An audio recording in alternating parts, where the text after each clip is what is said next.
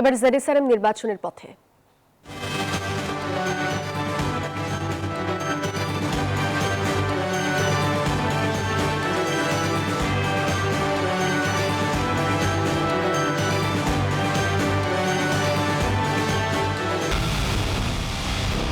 পুরো দেশের মুখে হাসি ফোটাতে নিজেকে হতে হয় স্ট্রং, আর মনোবল হতে হয় স্পার্ক জিরো। জেরুসালেম 25 বছরের পথ চলায় নিরাপদে রাখার প্রত্যয়ে।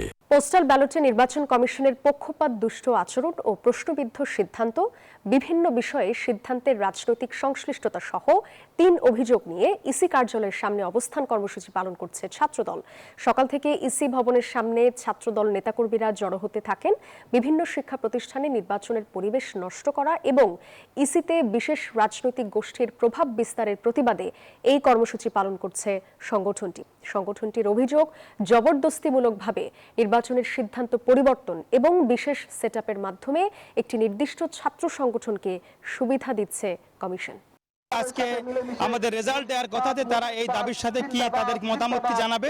অবাধ, নিরপেক্ষ এবং সুষ্ঠু একটি নির্বাচন, এবং তার জন্যই কিন্তু আমরা আজকে এখানে অবস্থান করছি। এই যে মবের বিপরীতে তারা যে সিদ্ধান্ত গ্রহণ করতে পারছে না, সেজন্য আমরা বলেছি শক্তভাবে সিদ্ধান্ত গ্রহণ করা উচিত। আমাদের দাবি আদায় করতে যদি সারা রাত এখানে অবস্থান করতে হয়, আমরা সারা রাত ব্যাপী এখানে অবস্থান করব।